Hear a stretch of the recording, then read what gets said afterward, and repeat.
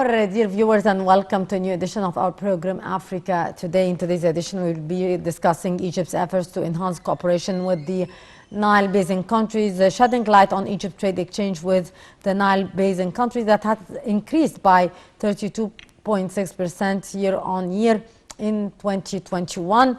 And the Minister of Trade and Industry, Ahmed Samir, said that Cairo seeks to increase its export to Africa through a wide strategy to develop the exports in a way with compatibility of the productive capacity. The minister said that Egypt was among the first countries that signed the African Continental Free Trade Agreement and has already implemented a trade deal with Ghana.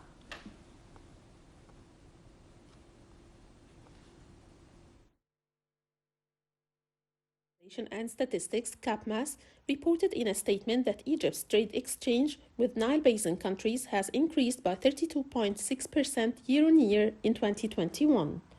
Egypt has been prioritizing cooperation with Nile Basin countries as one of the main pillars of Egypt's foreign policy. The Nile Basin countries include Egypt, Burundi, DR Congo, Ethiopia, Eritrea, Kenya, Rwanda, South Sudan, Tanzania, and Uganda. Since 2013, the country has been leading the Naval Linkage Project to establish a naval route connecting Lake Victoria and the Mediterranean Sea through the Nile River. According to CAPMAS, Egypt's total value of exports to Nile Basin countries increased by 29.5% in 2021 to $1.197 billion compared to 2020. Sudan, Kenya, Ethiopia, Uganda, and Tanzania made up 95.1% of Egypt's export to Nile Basin countries in diminishing order. Egypt's exports to Sudan alone made up over half of this value at $827 million. Exports to Kenya made up nearly a quarter, 24.6% at $382 million, and exports to Ethiopia totaled $111 million, 7.2%. Egypt's top exported products to Nile Basin countries were plastics at $214 million, sugar at $165 million, and salt, cement, and brakes at $83 million. These products made up 13.8%, 10.6%, and 5.4% of Egypt's exports to these countries, respectively. Meanwhile, Egypt's imports from Nile Basin countries increased by 39.4% in 2021 to $783 million compared to $562 million in 2020. Sudan, Kenya, the Congo, Uganda, and Ethiopia made up 99.1% of Egypt's imports from Nile Basin countries. Sudan made up close to half of that, 49.3% at $386 million, followed by Kenya, $255 million, 32.6%. The remaining fifth was divided between the Congo, Uganda, and Ethiopia, with an import value of $111 million, $16 million, and $8 million, respectively. The most crucial important products were coffee, tea, spices, live animals, and brass. To shed light on this very important issue, we are very much delighted to be joined over the phone by Dr. Said Kholy, our economic expert. Good afternoon to you, Dr. Kholy. Good afternoon, ma'am.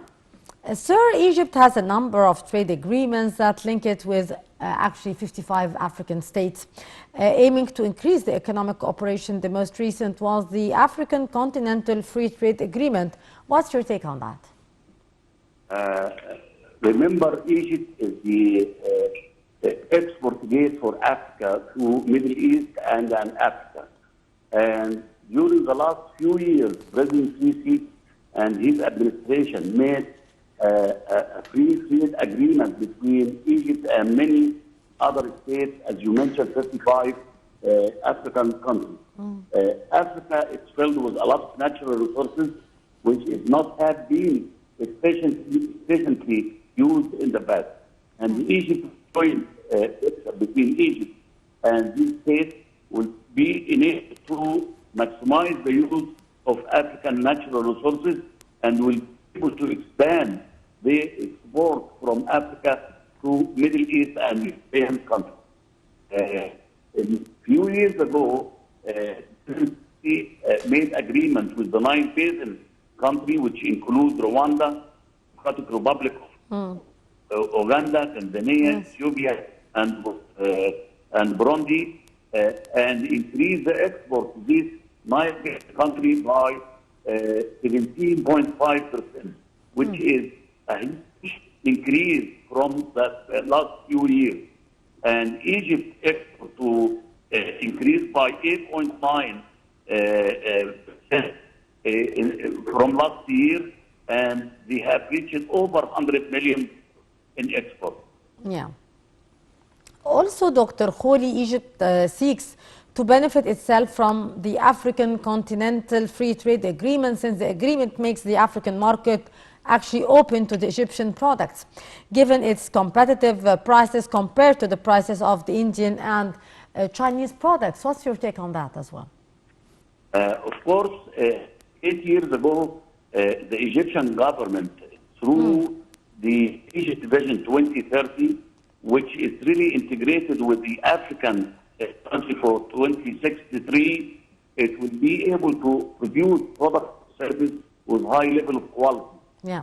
Remember, the Egyptian population is too big, I believe the second largest nation in Africa, and we have the labor force. It is not that expensive compared with other countries.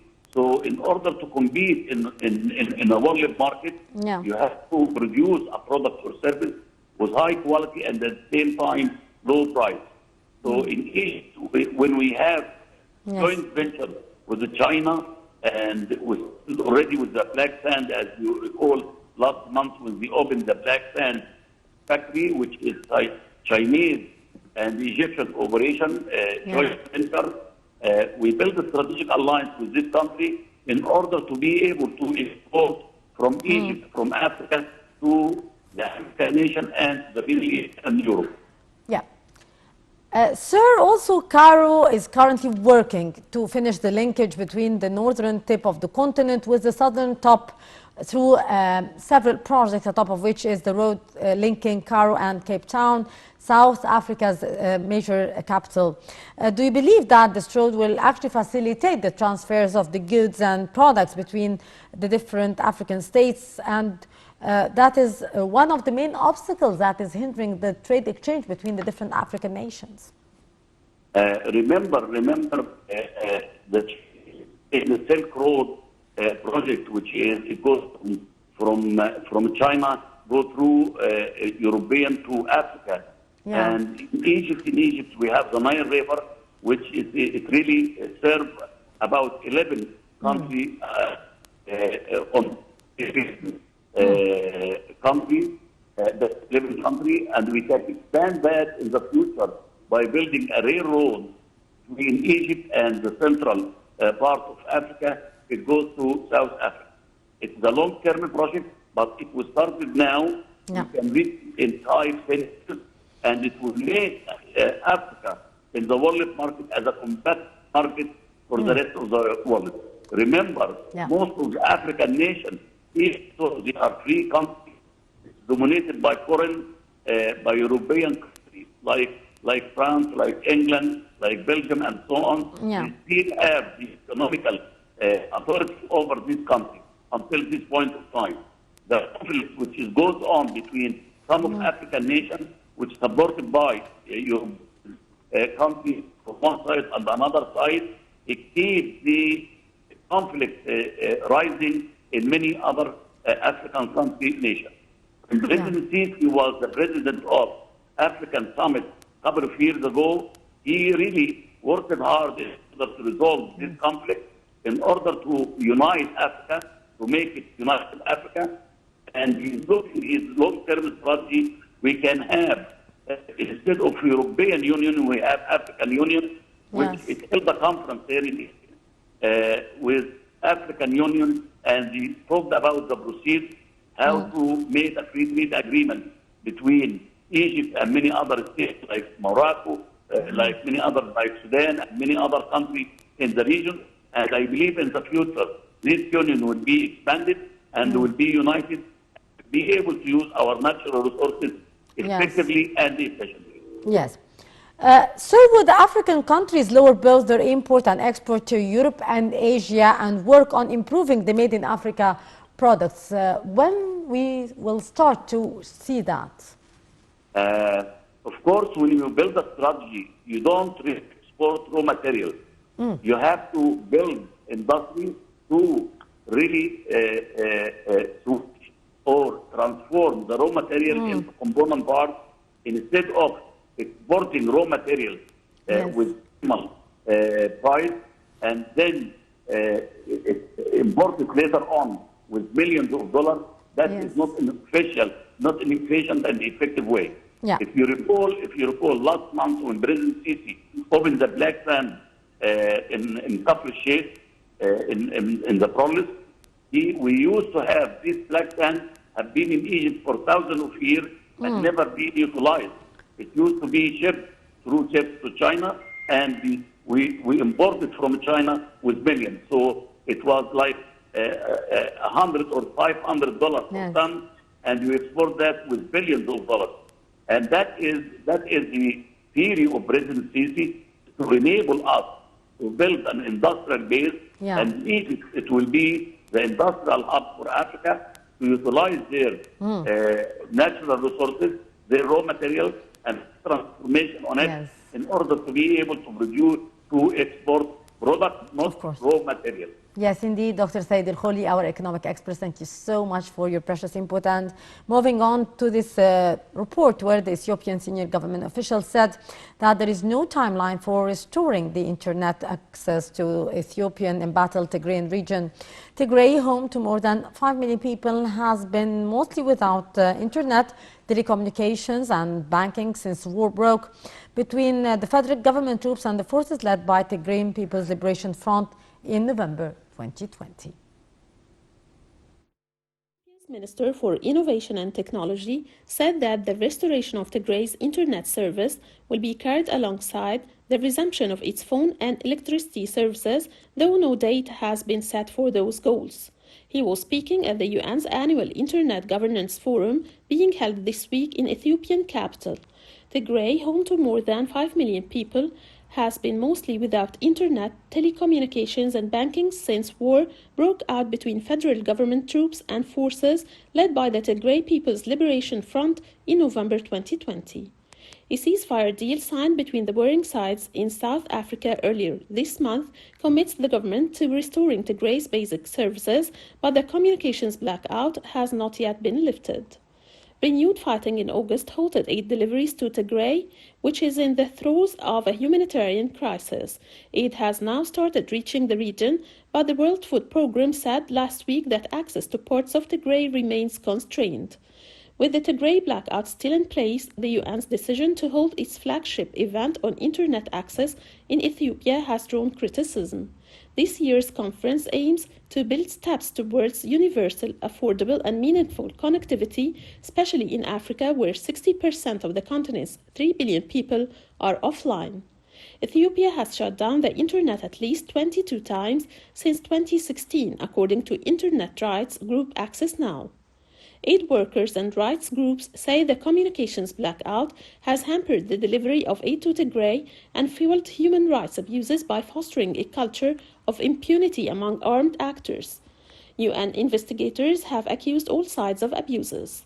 Addressing the opening ceremony of the Internet Forum on Tuesday, Ethiopian Prime Minister Abiy Ahmed appeared to defend the shutdown in Tigray, saying the Internet has supported the spread of disinformation as Ethiopia dealt with an armed rebellion in the northern part of the country. Well, with that, our viewers, we come to the end of this edition of Africa Today, and I will leave you with this very interesting feature story where calligraphy, taken from the Greek word kalligraphia, simply means beautiful writing. The very representation of this form of writing, in fact, point toward the Islam and the Arabian culture connected to it. And I'll leave you with this very interesting feature story. Thank you so much for watching. In his office, Moroccan calligrapher Mohammed Sergini creates inscriptions.